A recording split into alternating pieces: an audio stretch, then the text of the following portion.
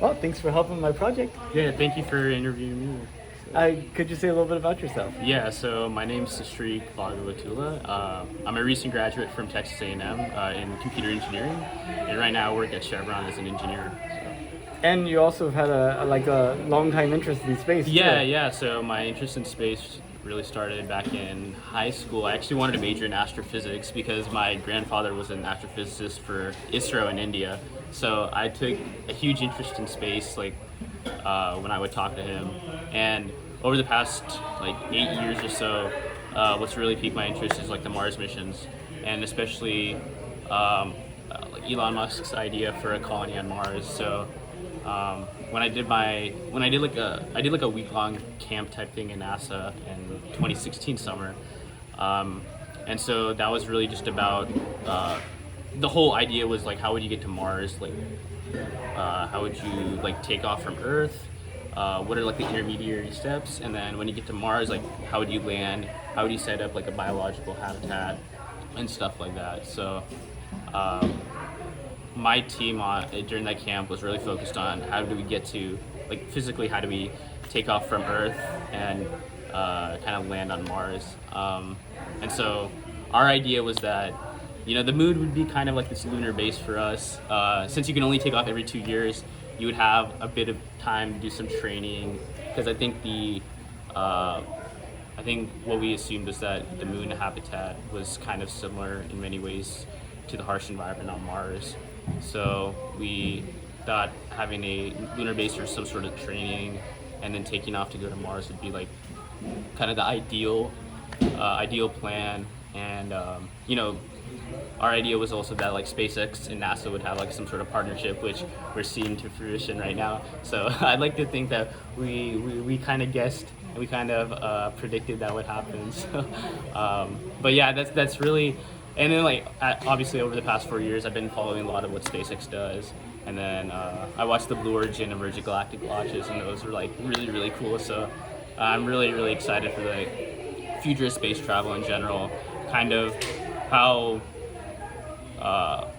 these entrepreneurs are gonna utilize space and kind of what that means for the next evolution of human species. So. Did you see what Elon did this weekend? No, I didn't catch up. I haven't been on Twitter for some time, but yeah. And so the Super Heavy, the bottom part of the Super Heavy Starship, they actually installed 29 Raptors. Oh, and really? They're going to be rolling it out to the launch pad sometime this week. Oh, okay. I've been seeing pictures of the construction of that rocket, and it looks like really, really cool. But yeah, so. It's apparently more than twice as powerful as the Saturn V.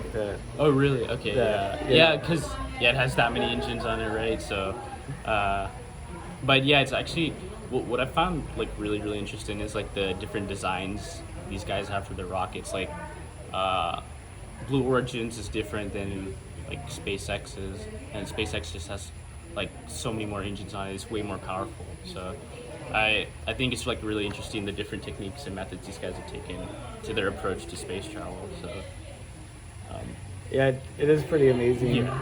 So when did you find out that we were planning to go to the moon in 2024? But probably past 2 years. I think it might have been at one of the space meetings that I heard about it. Oh, really? Yeah, Okay. yeah. So, yeah, and then I think there's been also a lot of talks about like having like some sort of like biological spherical habitat type thing on Mars, and kind of like a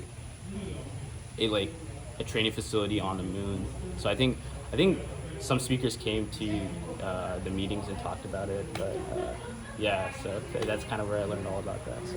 Would you believe that most of the people I talk to don't know we're going to the moon either? Oh, really? Yeah. Okay, so initially whenever I heard about this, I was like, why are they going back to the moon? We've already achieved this, but I think like the moon is really instrumental in kind of getting to Mars because it can be utilized. Not only can you find like minerals and resources on the moon, it's an area where people can just train, kind of get a feel for like the harsh environment of the moon. So,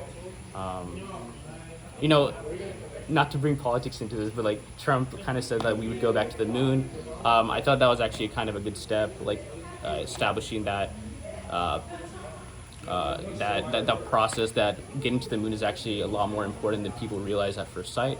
It's not about just going to the moon and landing there. It's about kind of establishing it as a base to be used further on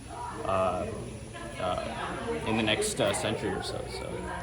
Yeah, it's really interesting. You know, normally whenever you have a change in administration, the new administration changes like all the policies and everything. Yeah. You know, one person like George Bush was, we're going to build a base in the moon. It should have been there in 2020, right? Yeah. And then like Obama comes along and says, no, we're not going to do that. We're going to do this weird asteroid redirect mission. Yeah.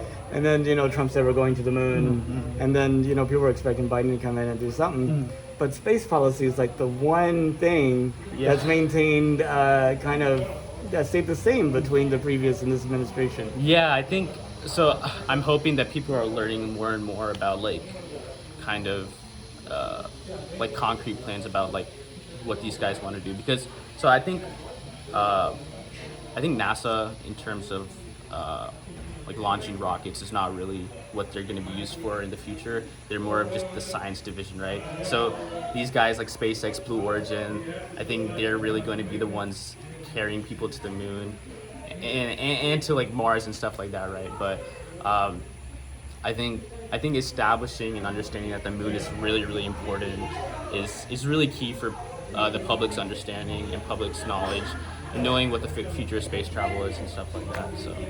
Yeah, plus, you know, being able to like look at the moon and see like lights or something and say, those are humans up there. That's gonna like be mind blowing. Yeah, I mean, I'm really, really excited to see what they do, because not only are these like private companies focused on just traveling to space, they're thinking of ideas like space tourism, kind of using space as a different. As a zone where people can like travel and do other stuff, right? So I've heard the concept of space hotels and stuff like that. I think that's also really exciting. But I think, like Elon Musk says a lot, the human species needs to be a multi-planet species.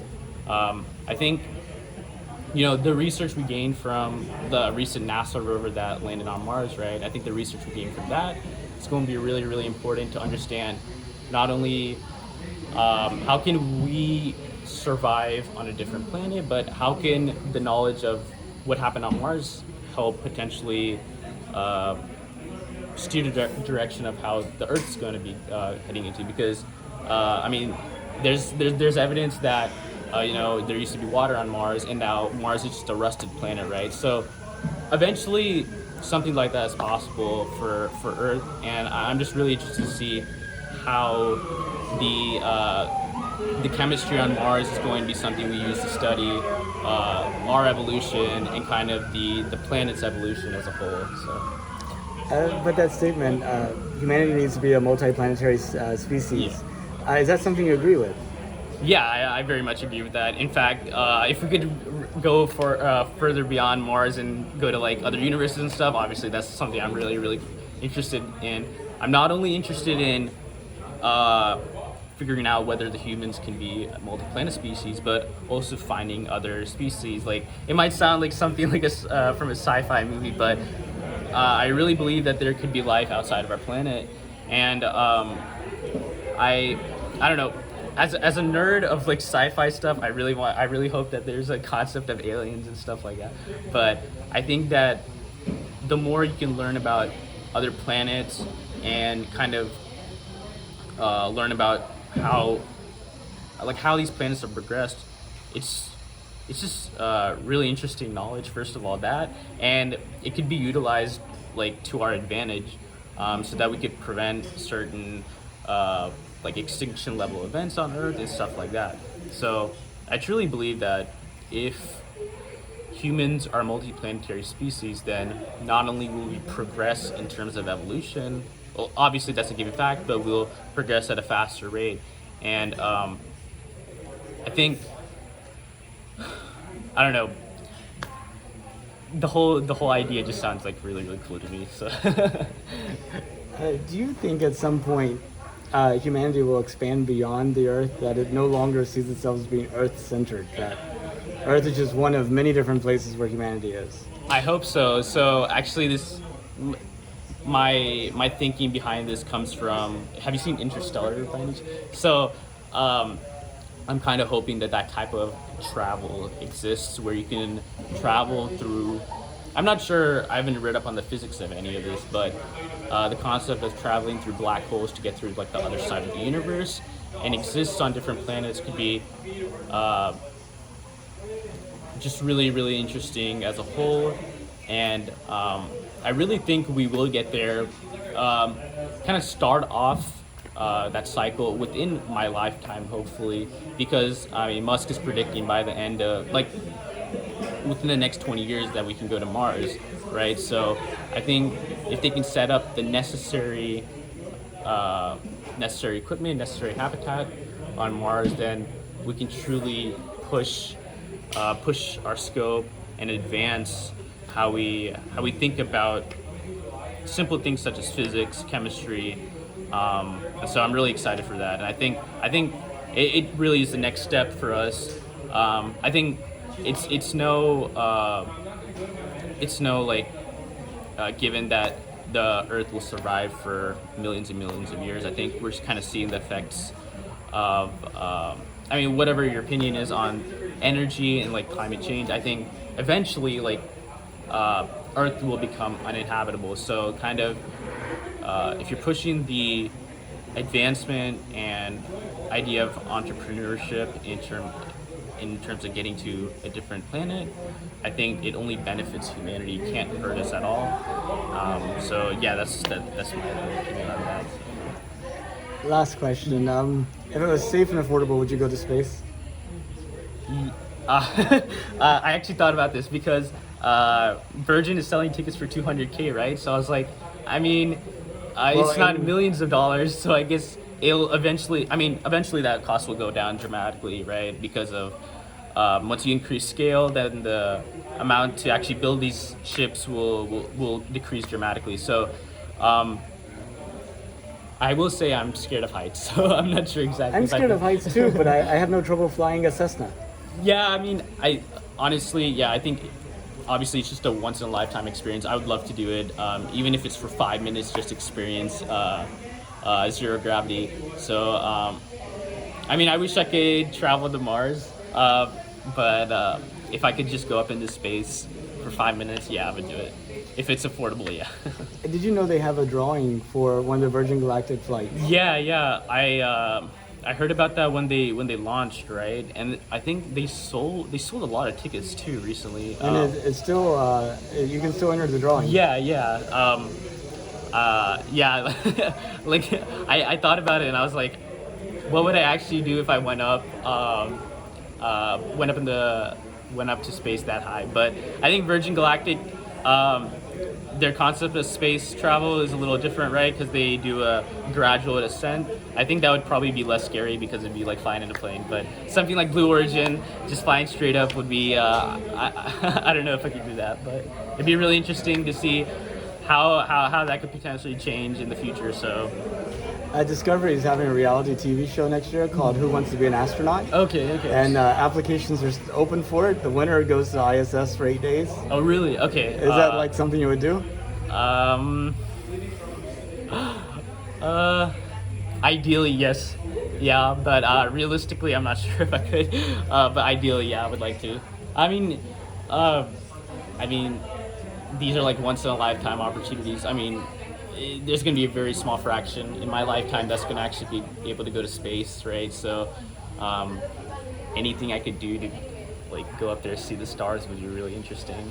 So I disagree with you. Really? I think in your lifetime, there's going to be thousands and thousands and thousands of people in space. Really? Okay. I mean, I think maybe going to space, but I think going to Mars, there will be really not as many because it's every 2 years, right? So maybe if I were to live to like 70, there'd probably be only like 30 more ships, 30 more flights going up just from SpaceX alone, probably. But I think if there's a growth in these space companies, then you could see a lot more people. So But SpaceX is talking about building 2 starships a week. yeah, I heard that too. Each one able to do 3 flights a day into space or point-to-point travel. He says that, but I'm not really sure if he'll actually be able to do it. If he does it, that's great, right? I don't know. I think it'd be really interesting if he's actually able to do that. So, yeah. Well, that's awesome. Did you have any questions for me or anything to add? I guess what are you most excited about in terms of space in general? Whether it be space tourism, just going to Mars, going to the moon. What is the most exciting thing for you? Well, the most exciting thing this year, I think, would be like the Starship, kind of like flight test. Yeah. And then also the helicopter on Mars. That was like so cool. Okay, yeah. I'm personally hoping that like that recent rover that NASA launched into Mars. I'm really interested in finding what research they're able to actually achieve in that, because I think for me that's the most interesting thing, kind of finding out like a prehistoric like a timeline or some sort of any knowledge we can get from that is really interesting for me. So. Pretty awesome. We're gonna have so much to do. I mean, the thing about Virgin Galactic and Blue Origin is they don't actually go anywhere. Yeah, they just go up and then literally just come down. So I think Virgin Galactic is really like going to be the pioneer for space tourism more than anything. I think I'm really excited to see, more than Blue Origin, I'm really excited to see what SpaceX and Virgin Galactic do, because I think they're going to be the leaders in their respective areas of space travel. So, yeah, it's just kind of amazing. If they use a Starship for point-to-point Earth travel, and you could travel from Houston, New Zealand in 30 minutes, get to see the blackness of space, the curvature of Earth, and free fall as part of a trip that's going to be cost you as much as an equivalent first-class airline ticket. It's really hard to see how you don't do that, and you do like Virgin Galactic or Blue Origin instead. Yeah. I mean, I think SpaceX released that like 3D video of them flying from like, for instance, here in India, right? I'd be interested to see how if they actually, because are they really focused on that right now, or is it just mostly? They think this ship is going to be versatile. That it'll be able to do that, take you to orbit to your space hotel, take you to the moon, take NASA to the moon, take you to Mars. They're like, this is like the 747 of space travel. Okay. Then I think if anybody's going to do it, it's going to be SpaceX first, because if I've seen anything, they've been able to exceed like their markers and their goals that they've been able to put out. So. I'm also just a huge Elon Musk nerd. So Neuralink, boring company, Tesla. Yeah. I think Starlink. I mean, you know how transformational that's going to be? Yeah. So I was actually reading a book of his recently, and I think the idea of providing, because it's like it's kind of like an internet for everyone type thing, right? So I think obviously it'll help developing countries, but I think with that you can also get way more data, which could advance AI systems a lot more. So I'm really interested to see kind of what he's going to do in general. So, and whenever you say data and AI systems, I immediately go to Terminator and Skynet. Hopefully that doesn't happen, but I think we'll get to a future where we'll have like maybe an AI kind of like you see in Iron Man. That'd be kind of cool. But anything for more and more data is obviously gonna, I think, help better humanity as a whole. Because Starlink is one company that's going to be, or Starlink is one thing that's going to be doing the internet for all, but there's also another company I heard about recently called Black Sky. Black Sky? Yeah. So I hadn't heard of this. Basically, they're kind of a similar thing. They collect a lot of data from satellites they launch up. When I heard about that company, I was like, wow, this is like really cool stuff that they're doing. So I'm really interested to see how that works out too. But I don't know. The future of space travel is really interesting and really exciting. So I know this is a decade to be alive. Yeah. I mean, 2030, I think our conversations will be completely different than now. Yeah. It'll be like, That's so weird. Of course, I mean, why wouldn't you be able to go to the moon? I think space travel is gonna be. I think it's gonna be one of the biggest. Right now, I think it's one of the top three most. It's the top three industries to look out for because that's going to be where most of the advancements going to be happening. If you want to look for more resources or new minerals, I think space is definitely where you're going to just find all of this. And I'm hoping that a lot of this is used to better humanity as a whole rather than just for like money's sake. I'm really hoping that there is actual advancement and growth from for humanity in all of this. So I'm really excited to see where it all goes, and I can't wait. So Can't either. Well, thank you so much. I really appreciate it. thank you so much for interviewing me.